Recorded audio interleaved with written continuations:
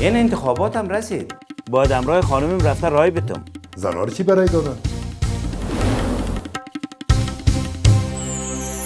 ما همه حق داریم من حیث رای دهنده در انتخابات ولسی جرگه اشتراک کنیم.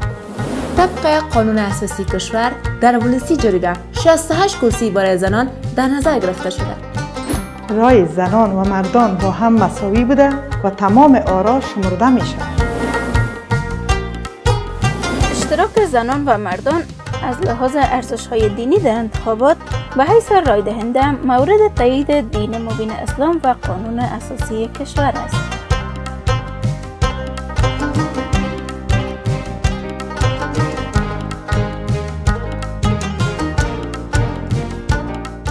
سهمگیری در انتخابات و دادن رای حق و مسئولیت